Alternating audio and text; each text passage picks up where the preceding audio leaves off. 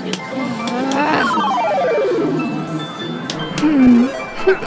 you. You think I'll let you zone? Baka.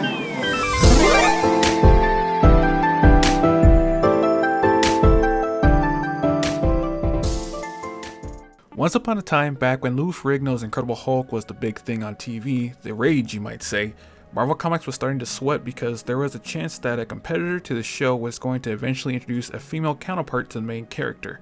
How funny is it that decades later, Marvel is introducing She-Hulk to the Marvel Cinematic Universe via a TV show?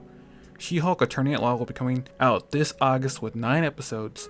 Jennifer Walters, also known as She-Hulk, she's a skilled lawyer with a strong will to fight for what's right, but her life was changed after a horrible injury. In the comics, she was the victim of a failed murder attempt, but from what was shown in the trailer, I'd imagine her origin is more tied to what happened with that car tumbling off the road. She's cousins with Bruce Banner, and due to the severity of her injury and the clock ticking, Banner had no choice but to give her a do-it-yourself blood transfusion. It succeeded in keeping Walters from dying, but it also gave her the ability to become a gamma-charged lawyer. In the trailer, she'll be a superhero lawyer in a bizarre legal system that has to contend with half of the population vanishing, and people possibly being shape-shifting aliens or superpowered beings. The first season seems to just be Jennifer trying to get used to her new job and being a gamma-powered monster like her cousin Bruce. There will be a few characters I did spot and will make an appearance like Abomination's return, but we even get to see him in his human form, played by Tim Roth, for the first time since Incredible Hulk back in 2008. After losing the Hulk on the streets of Harlem, Abomination was said to be imprisoned by S.H.I.E.L.D. and kept in a special complex in Siberia.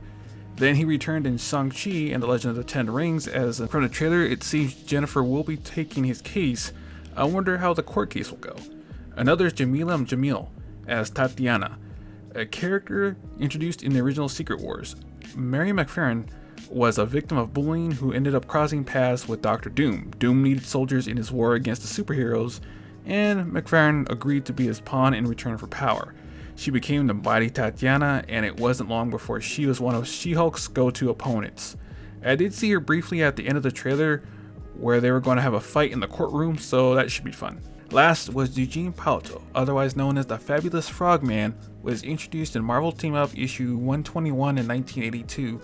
The son of the failed villain Leapfrog, Eugene became a vigilante to make up for his father's crimes. He became a regular ally of Spider-Man, so I think Frogman will be an unlikely ally to Jennifer when she's out doing her first superheroics, with him being a not really kind of sidekick only to help make things worse.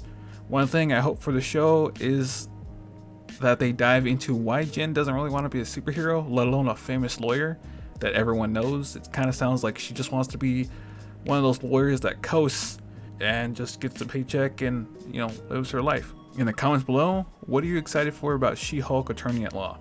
Stay safe, and I'll see you in the next video.